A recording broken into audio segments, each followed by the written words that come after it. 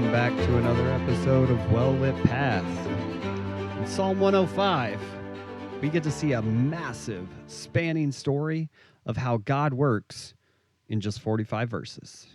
But first, how was your week? I am sure I've told y'all this before, but when I was younger, my big dream was to be a country singer. And I'm talking full-on boots and hat, steel guitar and banjo songs, the whole deal. I've still got a stack of old, 90s era country lyrics tucked away somewhere in large envelopes around the house. And every now and then I'll pull them out and dust them off and maybe give them a read. Sometimes I'll even hum a few of those old melodies. And yeah, it's funny, but it's also a little sad. Because while there was some talent there, no doubt, those were not talents that God gave me to chase my own dreams. Those weren't gifts meant to build my kingdom. Now, if I'd really pushed for it, poured my time and energy into it, maybe, I could have carved out a little spot for myself somewhere. Maybe a few stages, a few small record deals, a little spotlight. But it wouldn't have been blessed the way I feel my life is blessed today. See, God's plan wasn't for me wasn't about the riches of a mediocre country music career. It wasn't about record deals and months on the road. And listen, I'm not saying that God can't use that for someone else. Maybe that is the path he's called someone to walk. But it sure wasn't the one he laid out for me. Because God's goal for my life, and yours too, isn't more of us. It's more of Jesus. If I had chased those old dreams, poured myself into that world, it would have been a whole lot more Tom shining through. And listen, the last thing this world needs more of is me. What God wants, what he's working toward every single day, is that when he looks at my life, he sees more of his son. More love, more faithfulness, more mercy and grace and holiness shining out into a world desperate for a glimpse of something real. And listen, I know y'all have had and been through some hard seasons, just like I have. Times when you look around and wonder, Lord, how can this possibly be for my good? How can this fit into any kind of plan? But the psalmist here in Psalm 105 points us to something beautiful. He gives us a glimpse of how God works, not just over days or months or even years, but across generations, across centuries, patiently, faithfully, weaving every story, every trial, every triumph into his perfect purpose. A purpose not for our temporary comfort, but for eternal good. A plan not to make much of us, but to make much of him. A plan that's still unfolding, even now, right here in our lives, just like it was unfolding back then. Psalm 105, beginning in verse 1. Oh, give thanks unto the Lord, call upon his name, make known his deeds among the people. Sing unto him, sing psalms unto him, talk ye of all his wondrous works. Glory ye in his holy name. Let the heart of them rejoice that seek the Lord. Seek the Lord in his strength. Seek his face forevermore. Remember his marvelous works. that he hath done, his wonders and the judgments of his mouth. O ye seed of Abraham his servant, ye children of Jacob his chosen.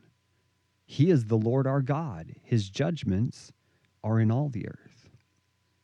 He hath remembered his covenant forever, the word which he commanded to 1,000 generations, which covenant he made with Abraham, and his oath unto Isaac, and affirmed the same unto Jacob for a law, and to Israel for an everlasting covenant, saying, Unto thee will I give the land of Canaan, the lot of your inheritance, when they were but a few men in number, yea, very few, and strangers in it. When they went from one nation to another, from one kingdom to another people, he suffered no man to do them wrong. Yea, he reproved kings for their sakes, saying, Touch not mine anointed, and do my prophets no harm.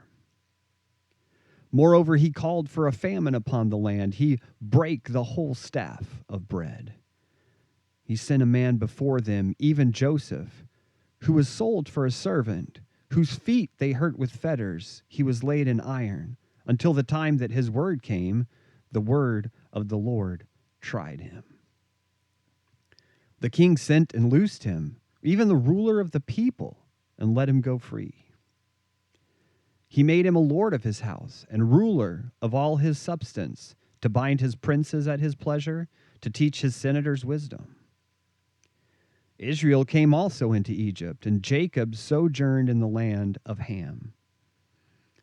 And he increased his people greatly, and made them stronger than their enemies. He turned their heart to hate his people, to deal subtly with his servants.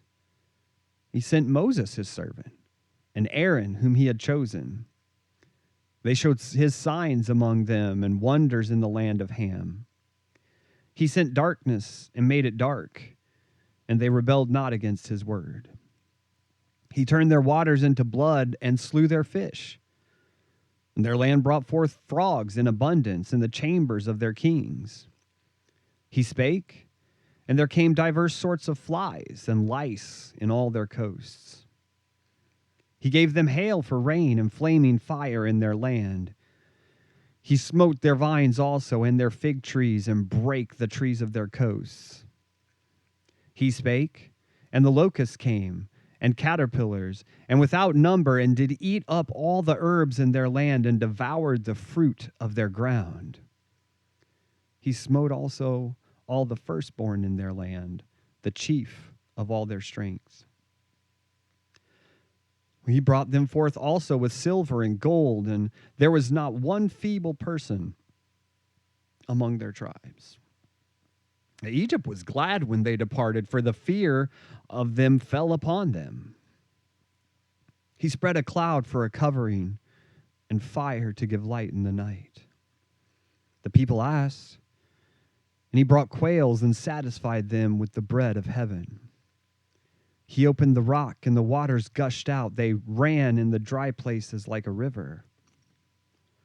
For he remembered his holy promise, and Abraham his servant. And he brought forth his people with joy, and his chosen with gladness, and gave them lands of the heathen, and they inherited the labor of the people, that they might observe his statutes and keep his laws. Praise ye the Lord. Have you ever had a moment in your life where you look back and realized, oh, that's what you were doing, Lord? When you were right in the middle of it, it made no sense. It felt like hurt. It felt like loss. It felt like chaos. But later, you could see the faint hints of a master plan. The mess that seemed so random in the moment was actually something beautiful. And that's the heartbeat here in Psalm 105. Because if Psalm 104 lifted our eyes to the majesty of God's creation and his faithful provision for all he's spoken to existence, well, Psalm 105 brings it even closer, presses it against our chest, makes it personal. Because now it isn't just the hills and the beasts and the oceans he tends to. It's the people he called. It's the story he's been writing from generation to generation in the lives of his chosen ones. God didn't just make and then continues to sustain the universe. He works in it. He moves in the lives of his people. He keeps his promises, and even when everything around looks like he's forgotten. You know, there's a verse that often is pulled out of context and set up like a pretty picture on the wall. For I know the thoughts that I think towards you, or some translations say, I know the plans that I have for you. We hear it and we smile. We nod our heads. We underline and we highlight it in bright colors. We frame it in cursive script and put it in a weathered frame and hang it over doorways. We hear it and our hearts rush ahead to what we want it to mean. Prosperity, blessing, good things, ease. We hear it and we think, well, this means that my story will have a happy ending, just the way I imagine it. But we miss something crucial when we don't slow down and read it correctly. We miss the heart of that promise. Because it wasn't a personal Post-it note stuck to the refrigerator for every hard season we would face.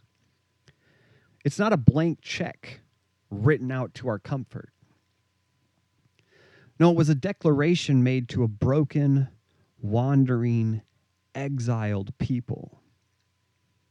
A people who were living in a land not their own, under the heavy hand of judgment that they themselves had brought down through their rebellion. It was spoken not in the golden haze of peace, but in the smoke of ashes and loss. It wasn't whispered over dreams fulfilled, but over dreams crushed. God's expected end wasn't about their immediate relief. It wasn't about granting them all the good things they wished for in the timing they demanded. It was about preserving a people for himself. It was about purifying hearts that had been stained with idolatry. It was about his glory shining in a world broken and bleeding from sin. And isn't that the truth still today? And God's good plan for us is not primarily about our comfort. It's not about the ease of our path. It's not about the accumulation of blessing that the world can see and admire. Now, his good plan is about our conformity to Christ. It's about shaping us, molding us, refining us, and sometimes even breaking us until the reflection staring back looks more like his son and a little less like that old creature we once were. It's about bending low under the mighty hand of God so that his power might be made perfect in our weakness. It's about learning day by day that he is enough, even when everything else is stripped away. It's about his glory, not ours, filling the earth. And this is where Psalm 105 steps in like a clear, steady voice across the centuries. It reminds us that the goodness of God is not measured by our temporary happiness. It's measured by his faithfulness to his covenant, his steadfast love that endures from generation to generation, his sovereign hand weaving salvation into the mess of human history. Because if we look closely, if we dare to pull back the curtain of comfort we so often cling to, we'll see that God's faithfulness has always been forged in the fires of long seasons, hard places, and waiting hearts.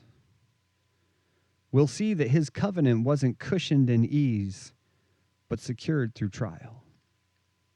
That his promises weren't handed down like trophies for good behavior, but were fulfilled through his mercy, despite the failings of his people. The path from promise to fulfillment is rarely a straight, sunny stroll. More often, it's the winding way through famine, through betrayal, through waiting, through captivity, through wilderness, through walls that seem too high and battles that seem too fierce. And yet, through it all, God is faithful. He's working even when it feels like everything is unraveling. He's leading even when the way seems dark. He's remembering his promises even when we forget to hope. So as we continue to study the passage, let's set aside our shallow, sentimental expectations of what God's goodness should look like. Let's put down the postcard versions of faith that only celebrate the mountaintops and refuse to see his hand in the valleys. Let's open our hearts to the bigger, deeper, richer story he's telling, one that doesn't just decorate our lives with blessings, but transforms us from the inside out, fitting us for glory. Because God's goodness is bigger than a good day. His plan is bigger than personal success. His love is bigger than momentary happiness. Well, he's writing a story that stretches from eternity past to eternity future. And by his mercy, we're a part of it. When Abraham and Sarah grew weary of waiting on God's promise, they leaned on their own understanding. They grasped for a shortcut. How human that is, isn't it? How often we too look at the promises of God and, finding the waiting too hard, try to take matters into our own hands. Well, they thought they could just help God along a little bit. Instead, they brought about generations of conflict. They sowed seeds that still bear bitter fruit today. And yet, God's plan never wavered. Jacob was chosen over Esau. Not because Jacob was the eldest, not because Jacob was the better son. In fact, Jacob's story is messy. And it looks sideways to us. But it was always straight in the mind of God. Jacob's family wandered like strangers in strange lands, roaming, caravanning, living from tent to tent. Was this the mighty nation God had promised? It sure didn't look like it. It looked like instability, vulnerability, confusion. But through it all, God was weaving, guarding, preparing, even when they couldn't see it. And I think for a lot of people, Joseph's story hits us the hardest. Because even after all these years, even after hearing it preached and taught and illustrated in every way imaginable, I mean, to me, it never loses its ache.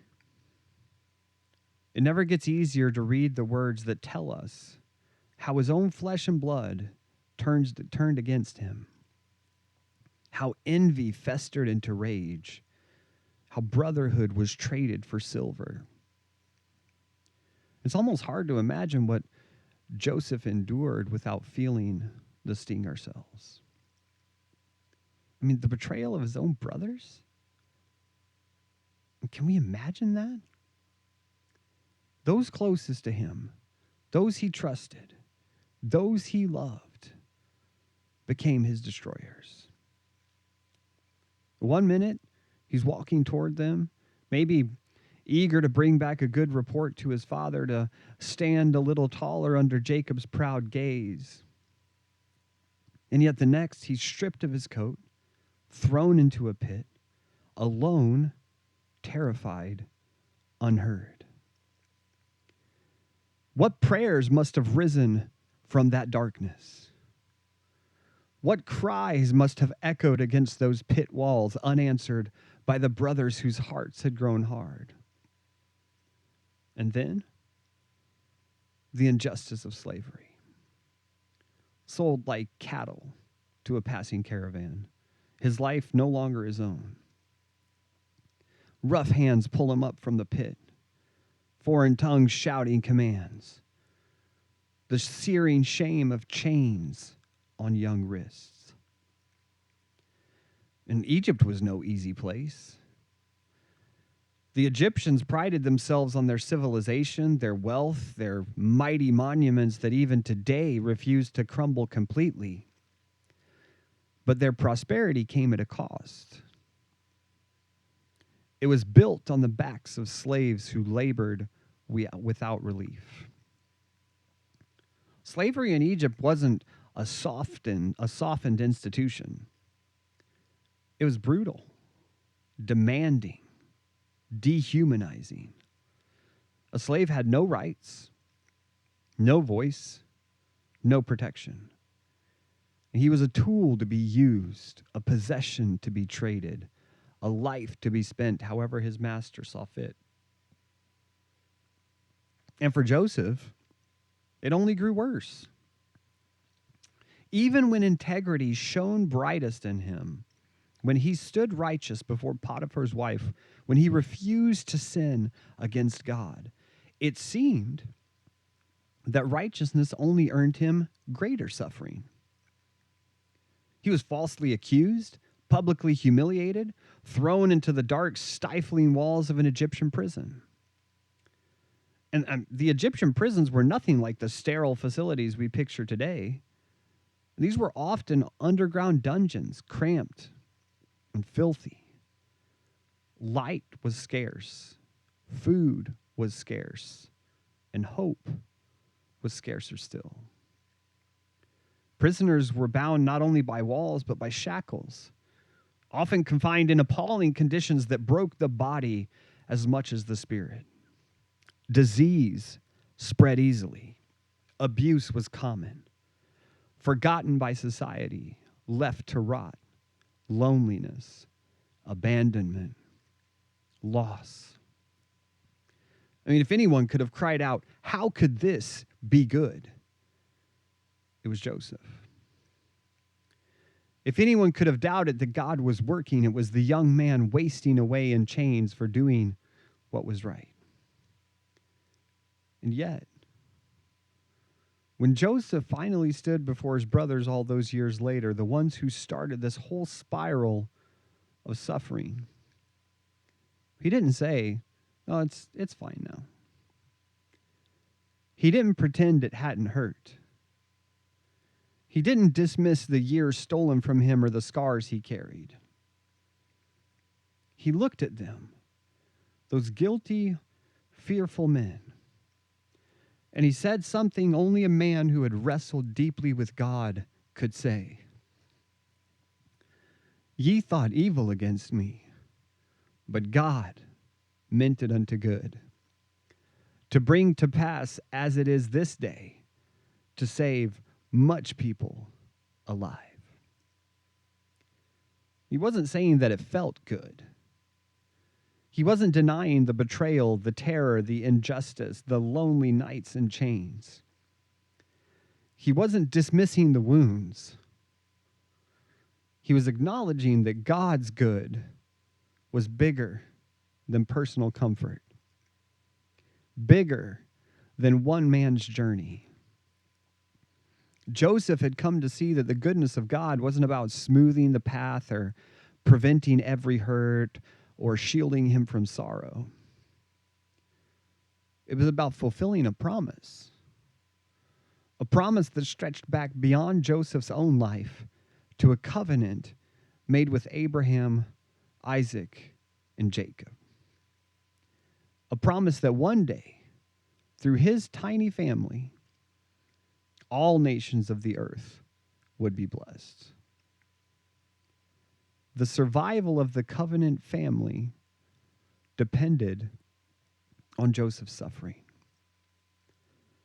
The plan for redemption, still unfolding thousands of years later in Christ himself, moved forward because a teenage boy was sold into slavery, falsely accused, and forgotten in a dungeon. And what the world called failure, God called foundation. What Joseph's brothers called defeat, God called deliverance. What looked like a cruel end, God wove into the beginning of a salvation story that none of them could have foreseen. And isn't that the lesson for us too?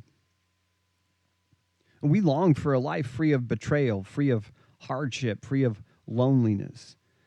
We want the promises without the pit, the blessing without the chains, the deliverance without the waiting.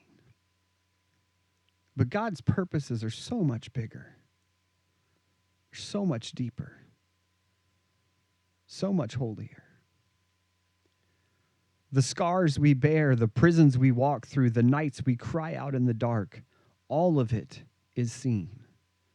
All of it is known. And none of it is wasted. Joseph's life is a living testimony that while men may intend evil, God is weaving good. And while we see the broken pieces scattered at our feet, God sees the full tapestry stretched across eternity. And through it all, his glory shines brighter. Through it all, his faithfulness stands firmer. Through it all, we are drawn deeper into the likeness of the one who bore all sorrow, all betrayal, all injustice, and overcame it not for his comfort, but for all our salvation. And yet, even as God was working, the promise remained unfulfilled. Canaan was still a distant hope. And so God moved again.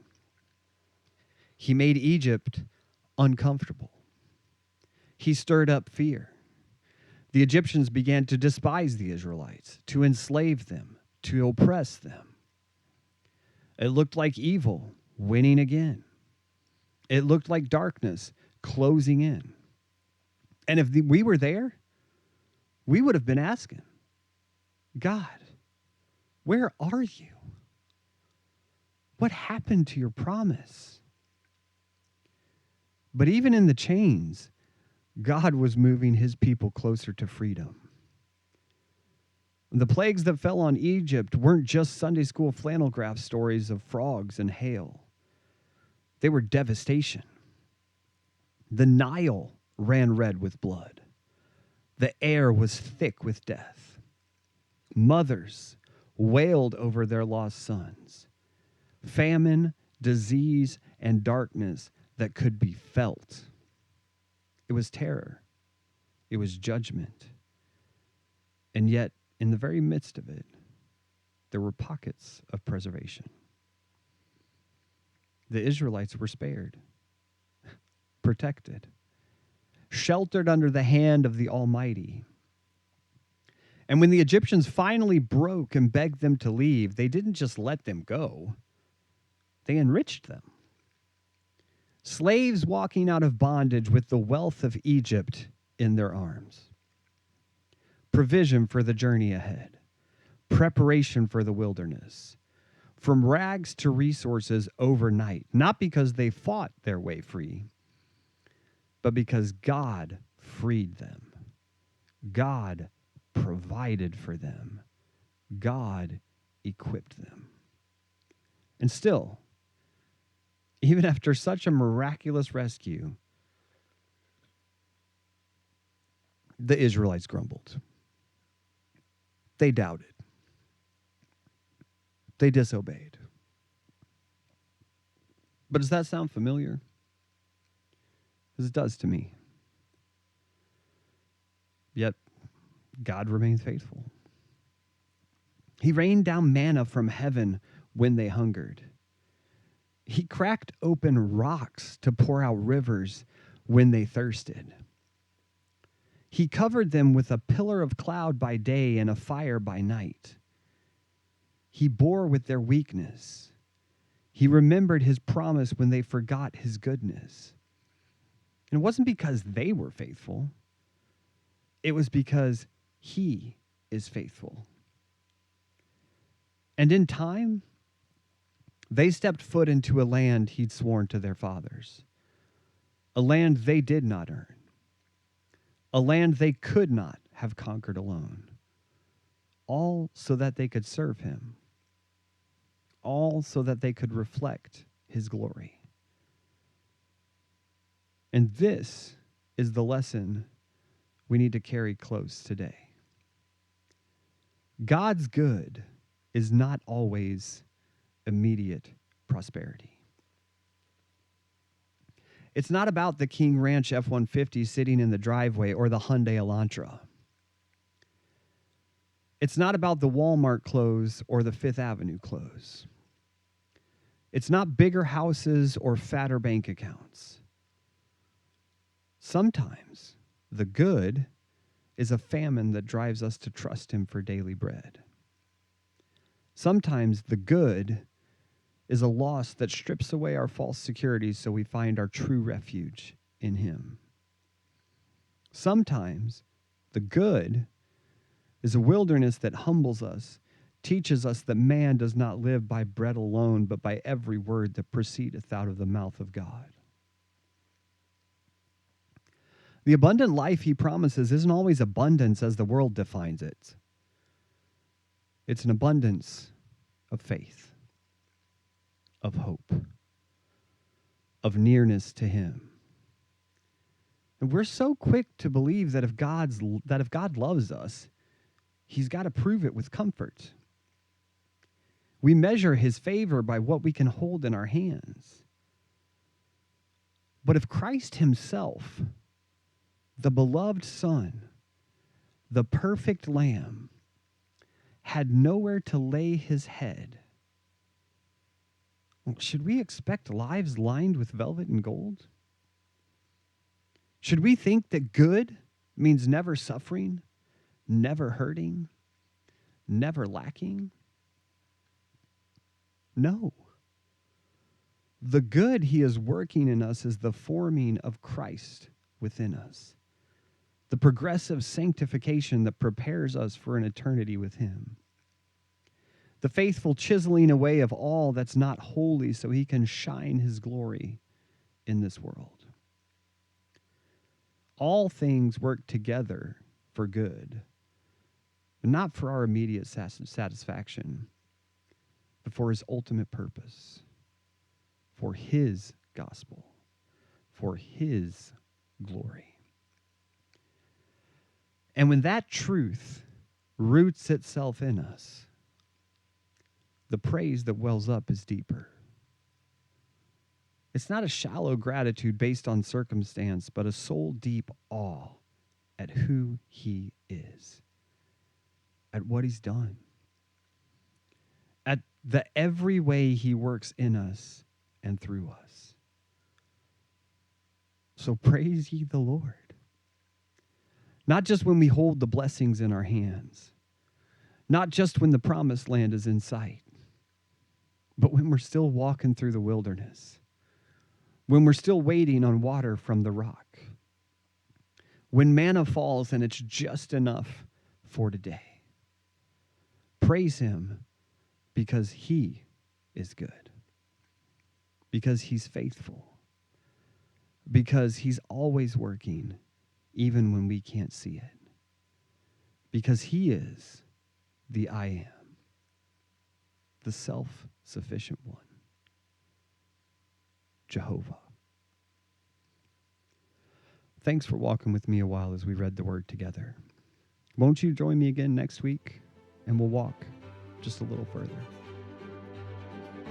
If you like the podcast, go ahead and hit that follow button. If you have any questions about salvation or general podcast questions, reach out to us via email at podcast@lakeworthbaptist.org. Go ahead and follow us on Instagram and Facebook by looking for LWBC_publications.